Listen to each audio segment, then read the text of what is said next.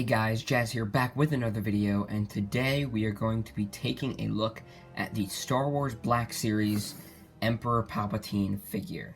Alright, so starting out with this thing in the box, I mean, it looks nice. He doesn't look too good with his cloak all smushed up, but you can see the faces there are looking really nice. And basically the front of the box is kind of standard Black Series, just with the art down here. It has a much larger box than normal, but that's to be expected with the huge throne going on there. Side of the box, this side we've got the name, Emperor Palpatine and MP. This side, just the red with the Emperor Palpatine and throne. Back of the box, we get our little read-up, some unreadables down here. Alright, and the top is completely black, just like my wallet after buying this figure. Let's just crack it right open. I'm excited to see what's inside. Here is Lord Sidious out of the packaging, and man, words cannot explain how good this figure looks, especially after the original Palpatine. I actually picked that up. I'll do some comparisons, but that was one of my first Black Series figures, one of my only figures from the original line before we got the red packaging, when we still had completely black packaging. But look at this figure. Oh my god, let's close up on that face. The photo real tech is just absolutely amazing. But before I move on to taking a look at the figure, we are going to look at some of the accessories that he comes with. Alright, here's our accessories. We've got two lightning hands. We've got 3 different heads, the cane, and then the throne. So, starting off with this cane, it's the exact same cane as the original release of the figure. The paint, I don't know, it looks a little darker. I would have been happy to see some, like, light gray or a dark blue wash over this new cane. But, I mean, more or less, it's the same cane. Taking a look at these lightning hands, I really like this effect. I wish that it would have come with the Dooku would have come with this, but these hands look very good. The detailing on the hands is up to par with typical Black Series detailing these days. Very nice. I'm not a big fan of how it bleeds. The fingers bleed into the lightning. Like, the gray bleeds into the blue. I think it would have been better if the blue would go up into the fingers a little bit more. Other than that, it looks very nice. I mean, the translucent lightning is very neat looking. I absolutely dig it. These heads, though, are absolutely amazing. We'll start out, we've got the angry head and the just kind of normal head. Both are insane. I'll compare the normal head to the normal head for the old Palpatine figure, which I'm pretty sure they are the same sculpt, but that paint makes so much of a difference. Look at that. It's not good, especially after seeing this figure. And even the hair, like, this hair has a little bit of like a dull gray to it. This is shock white. So, I mean, obviously this is the clear choice. And then we have the happy head, the kind of the cackling, like that classic Emperor laugh. Something did go wrong with these, unfortunately. So this angry head, the first thing I did when I took it out of the packaging, I wish that I had gotten this on camera, but the first thing I did was pop this off and put it on the old Palpatine to see if I could make the old Palpatine look better. And unfortunately, oh no, we got a broken peg. So what happened was I put this head on, and it was super tight, and as soon as I turned it, the ball just peeled off. Here, I have the ball right here. This is the ball that went right there, and I put it in and it just peeled off inside the head. So I was really worried that I had completely lost use of the head for a little bit. But you can see I ended up drilling a hole in the ball here and pulled it out of the head. Now the good thing is this can squeeze on and it'll stay in, and it'll stay in pretty tight, and that works. It'll just squeeze on, and so this figure is still able to be made better. It's just when you move it much, it'll just kind of fall off like that. So, not the end of the world. I do wish it was that the ball was a little more sturdy, but at least I get to keep that awesome head. Next up, let's take a look at this throne. I really dig this thing. It doesn't have a ton of paint detail. I mean, it's got these little dials on the side of the armrest. It's got a dial there. It's got dials on the outside. Same on this side, and it's all painted very nicely. But as much as the bulk of the throne here, it's mainly just solid paint. So not a whole lot of marbling though, which is really nice. Like the solid black, it looks kind of real, which is more than I can say for that Snoke throne. I love the detailing on the Snoke throne, but it looks like a big chunk of plastic. This looks almost real. I really dig it. We've got little, I'm not sure what those are at the top, but it is movie accurate. This whole thing is very movie accurate. And then to have him sit in it, all we gotta do, bend his legs, make sure that will buckle that cloak.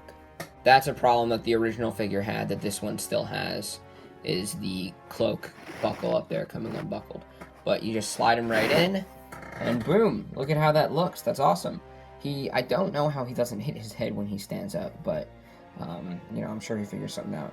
That is beautiful, as opposed to if we would try to get the old figure sitting in there, that just does not work. You physically cannot get him to sit, because this whole thing that we've got going on here, we'll move that out of the way, we're done with the throne. This whole thing that we've got going on here, this is all pliable plastic, whereas on the new figure, it's fabric, which is so much nicer, works so much better.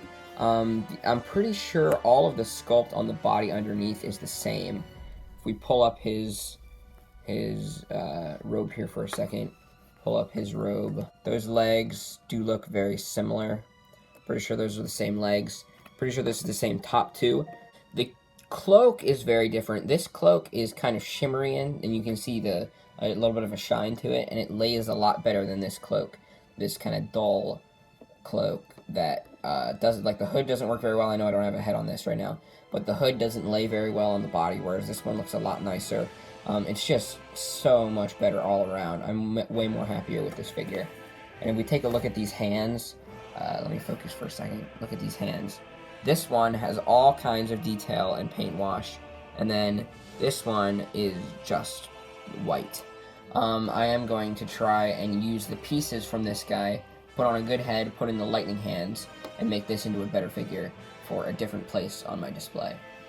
Removing the cloak here to take a look at the figure underneath, all you gotta do is pull that apart. There's a small hole in that side there, and then you just kind of work it off, pull off the hood. Not bad. I mean, I'm never gonna have it displayed like this, but I am gonna go over the articulation like this so that you can see everything that's going on. Alright? I will say that those shoulders don't look great with the cape, with the cloak off. They look a little awkward, but let's move into articulation. Your head here is on a hinge, and it's going to look up about that far. Not too much, but I'm pretty sure it's the same for all the heads. That hairpiece really gets in the way there. He can bury his chin completely down into his chest. He's got a little bit of that pile driver thing going on, moving forward and back. Not a whole lot of pivot at all, but he does look side to side and spin the whole 360. This arm here is going to be able to hinge out. Not super far. I don't want to go much far past that because this bicep swivel machine is kind of really soft. He does spin around the whole way. Bicep swivel goes all the way around. Double jointed elbows, but they're getting really loose. And this one is tight, but this one's loose, so I don't want to mess with it too much.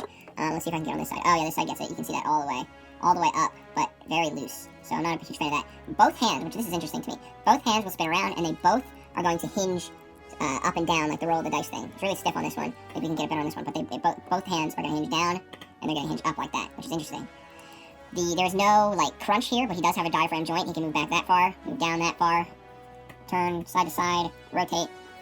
This cloth thing really does hinder the articulation. His legs can only move out that far. He can only kick forward that far. I guess this is the burden of wearing basically a dress. He does have a thigh cut up there. Double jointed knees. Ooh, might only go back about that far. I'm not sure if it's because it's bunching up or if it's because it's just stopping, but I don't want to push it any further than that. That doesn't look good. Ankles move down, ankles move up, and we get nice ankle pivot. Here's the new Palpatine, the old Palpatine, and the throne all side by side, and you can really see what I mean with the hood laying a lot worse than the new one on the old one. The new Palpatine and the old Palpatine stand roughly about 5 3/4.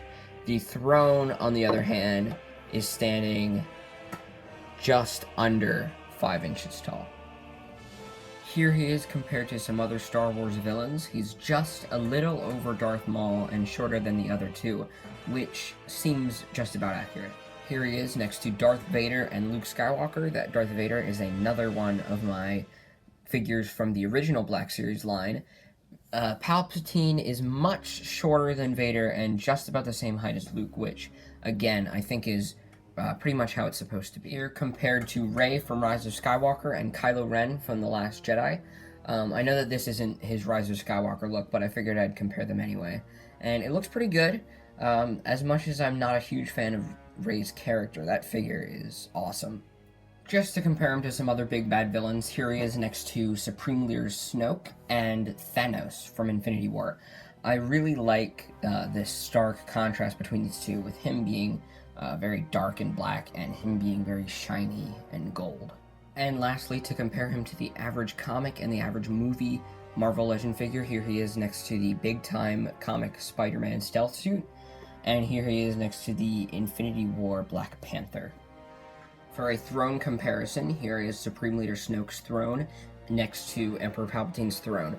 As you can see, you can probably see what I meant, where it's got cool detailing, but it's just a big chunk of plastic, while this actually looks like it could be a throne. Both look very nice, and I'm very happy to have both. Now all I need is that Sith Eternal throne from Rise of Skywalker. That throne was really awesome, and if we could get a deluxe set with that throne and Emperor Palpatine from Rise of Skywalker, that would be awesome.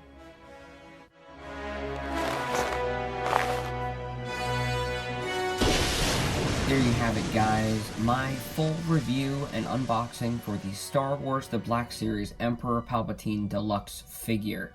That little clip that I had at the end there, that is just to show Palpatine's ability to be used in stop-motion animation, because that's sort of my thing. So, when it comes to that, his joints do get a little loose, but for the most part, I'd say the figure was really fun to animate with. The heads go on nicely, but the hands are very tight, so the figure moves a lot when you're switching out the hands. So that's something to look out for, but overall I would definitely give this figure a 9.5 out of 10. It did break my other Emperor Palpatine figure, but I wasn't a big fan of that one anyway, so it doesn't really bother me. Overall, this is just a fantastic looking figure and fits in super well with my entire collection. If you like my review, make sure to smash the like button and hit that subscribe button.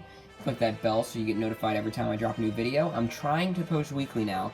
I know my next 2 weeks worth of videos, and there's some good ones.